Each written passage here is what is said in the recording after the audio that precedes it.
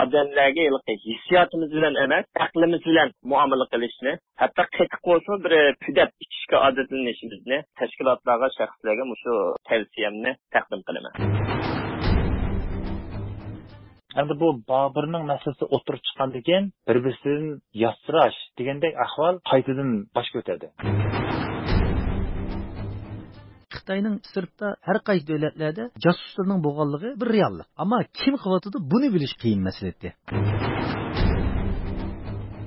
Här är människor som har flytt ifrån ett land.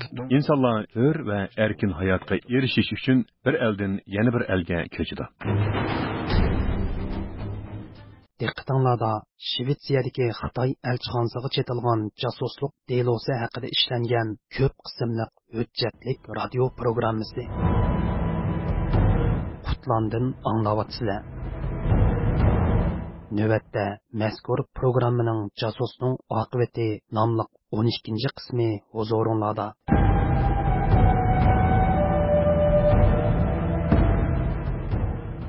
2010 martda Shvetsiya soti Xitoy elchixonasi uchun jasuslik qilgan 62 yoshlik jasus gumondorini dastlabki qadamda 1 yil 4 oylik qamoq jazosiga hukm qiladi. Keyincha uning oliy sudga sungan norozilik arzi rad qilinib, yana 6 oylik turma jazosi qo'shiladi.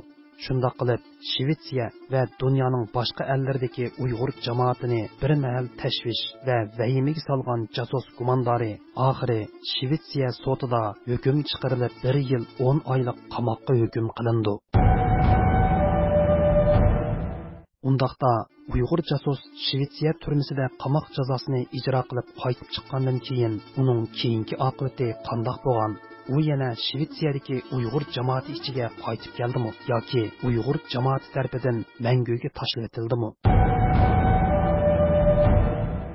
2013 yılda biz bir Noruz bulduk. Şu Noruz meydanının aldığa sayda olub ketdikə, yerdiki tögəller Babur eşektek jürüydü ana deb anlatdık halat dedi. Şundoq aqıb qarab kötüb ketib qaldı. Ondan keyin poyezdi bir yerdə bir uçub qalğan boldu. Şundalık körüklü düşüp ketdi poyezdini görüp. Ondan keyin jiq kömüdüm. Shvetsiya Uyg'ur komitetining navbatdagi raisi Abdushukur Samsaq apandi bu haqda to'xtalib, munolarni ta'kidlaydi. Ballarınki cemaatçilikten çıkıp ketkenini gördük. O ballarının cemaate ançılıcı burun arılış süratli ondan keyin ballarım tesir buldu. Yani balların bir ömür hem de şu Uygur cemaatiyle arılışamaydı. Şimdi kılıp bu adam hem de Şvesiya Uygur cemaatçiliğinden düşüp kaldı hem de. Babur dese hem adam yaman gülen qaraydıgan, onu bir vatan haini, vatan satkın dep qaraydıgan bir şekillendi hem de. Ben şahsen uçuratmadım o adamını. Ayağını uçurtup kaldım bir katım. Bir 30 diksel saklatıp ben maşinede ötüp gittim. Ama bu Babur'una şahsen ben uçurtup bakmadım. Menimki elbette Uygurlar uçuratsana salam kılmaydı. Çünkü milletinki satkını o. Resmi sotunlup inip aşkarlanıp bu adamınki hayırlıkı. Sotunlup cezalanıp çıkanı da ben de onun da menimki Uygurlar uçurup kalsına çırağına tükürüp kaldı. Ben şimdi Shvetsiya Uyg'ur komitetining sobiq bosh kotibi va hozirgi aktiv faoliyatchilardan biri bo'lgan Qurbonjon Mudash jasusning oqibati haqida fikr bayon qilib, munolarni ilgari surdi. Bu adam bütün avlodiga bir pardog'ni qoldirib ketdi. Çünkü bu tarixdan buyon yüzlagan xayrlik qilgan odam ya o'tiribmi yaxshi bo'lanmaydi. Aman u oshkor bo'lgandan keyin o'tiribmi undan yuz o'riydi. Endi avlodlarga butun o'ziniki urug' avlodlarga bu pardog'ni qoldirib ketdi. Ama şu işten ki cemaatim arıldı, hak onu göz kaçıdı, o hakını göz kaçıdı, dünyadan beri sağlık kettim. Guantanamo türmesinden qo'yib berilib, Shvetsiyaga yerlashgandan keyin 62 yoshlik jasusning ov nishoniga aylangan Odil Hekimjon bu haqda munolarni eskartdi. Babının zihni şu ballarımın eklenmez sözleyen tatlımda. Xitaylar bakmamış Guantanamo diye kalanın hiç kayıtımızdan kutum ballarını koyup vermemizde. İkinci kutum ölmüşkü mecbur buldu. Ballarımızga, kutumlarımızga herkes ola pasport vermeyi iniqlam dedi. Telefon mu kılamatımızda öyle. Biz de köngül çek milletkemizde biz kim vay yardım kılman dep mi kelediken ya ki sizin aylaka gam nemeleringizga ortaklaşkan bulup içingizga kirip aldıken, sırdaş bu aldıken şunlardan dertine tüküyüp kaldıkenimizde. 1 yil 10 oylik qamoq jazosini tugatib qaytib chiqqan Uyg'ur jasos bugungi kunda Shvetsiyadagi Uyg'ur jamoati tomonidan butunlay tashlab etildimi? Bu savolga Shvetsiyadagi Uyg'ur tashkilotlarining mas'ullari intayin afsuslik ichida mundaq bayon berdi. Radio programmasi bilan buning Shvetsiyada yashayotganligi o'tirib chiqdi, ammo uning oldida oldingilar ba'zi insonlarning qandoqdir uylariga berib, ziyorat qilib, berib kelayotganligimi qo'limizga kelgancha, ba'zi insonlarning munosabati bor, berib kelyotdi, bunga ishonmaymiz degandek, shunda nimadan keyinmi insonlar batdi. Shvetsiya Uyg'ur Ma'rif uyushmasining navbatdagi raisi Ahmadjon Tursun bu haqda munolarni eskartdi. Mana shu programma yaxshi bo'ldi.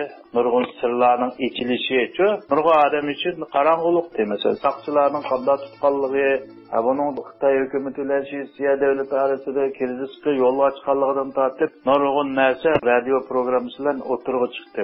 Bu radioning programma ishlashi tafsilotida xabari yo'q, buning ishonmagan odamlar uchunmi, maktablar buni tushunib olish uchun yaxshi fursat bo'ldi deb qarayman.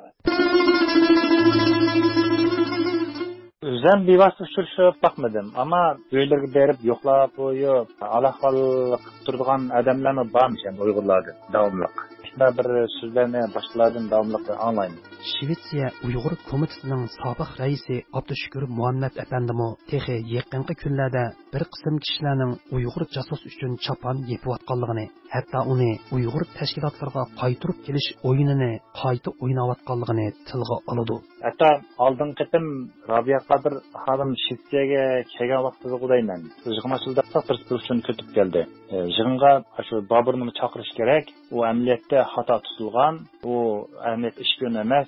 Uni boshqalar zankashqa boshida qildi, u bo'ldi dedi deb bir Uyg'ur va ashida uchun yetkazibdi. U bizga yetkazdi mashina deganda.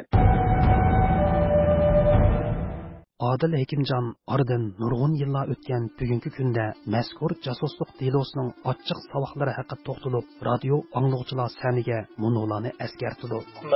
Burun bu chetal bo'lsin, mayl vatan bo'lsin, bu Xitoylar uchun ishlaydigan Xitoyning yolg'on yalaydigan odamlarning sog'lig'ini bilmayman, ko'nglimda sanda. Cezman bu aramizda bor bu odamlar. Biz jim uxlab yotgan bo'lib Xitoy biz uxlab yotmaydi. Cho'qim bizning aramizda bor deb o'ylaydim. Ammo madam kelgani bu odamni jasuslik qildi deb o'ylamoqchiman. Bak cho'chib ketdim, hayron qoldim, vaqtda o'zimni bir uyg'ongandek bo'ldim-da. Bu jahonda bo'libmi chetalda bu sir dishilgan, mo'ndishilgan odamni zodi diqqat bilan, sezgirlik bilan topmasa bo'lmaydi degan o'yga keldim-da. Dünya Uyghur Qurultayı İcraiya Komitetining raisi Dolqun Aysa Shvetsiyadagi jasuslik delosining muajiratdagi Uyg'ur tashkilotlariga qoldirgan ochiq tajriba savoqlari haqida to'xtalib mundoq deydi. Bu masaladan keyin biz albatta Dünya Qurultayı muzokara qilish orqali texnik mushvarlikni o'stirishimizga, yig'inlarimizga odamlarni chaqirgan vaqtimizning o'zida, faoliyatlarimizga insonlarni tanlagan vaqtimizda texnik shartni yuqori qo'yib, texnik diqqat e'tiborimizni kuchaytirib, ma tashkilot bizga ma odamni avatib degan bu vakil deb qaraymiz emas, biz hamda 100% biz bundan kapalatlik qilmaymiz albatta. Ya'ni bir davlat emas biz, natija itibariyle bir tashkilot. Ama o'zimizning imkonlarimiz doirada, egallagan tajriba savodlarimiz doirada, egallagan uchurlarimiz doirasida insonlarning oq ko'rinishini biroz kuzatish, aningdan tanlash, diqqat e'tiborimizni biz Dunyo Qurultayı bütün tashkilotlarga o'xshash shakldagi talabni qo'yish orqali bu masalalarga biroz diqqat qiladigan, hushyorligimizni o'stiradigan, shunday bir tajriba savodini yakunladik. Qadirlik radio anglag'uchilar, yuqorida Shvetsiyadagi Xitoy elchixonasiga chetilgan zo'r jasuslik delosi va uning bosh oxiri nomli hujjatlik radio programmasining jasusning oqibati mavzuliq 12-qismini angladinglar. Washingtondan so'zlayapmiz. Programmani Qutlan hozirladi.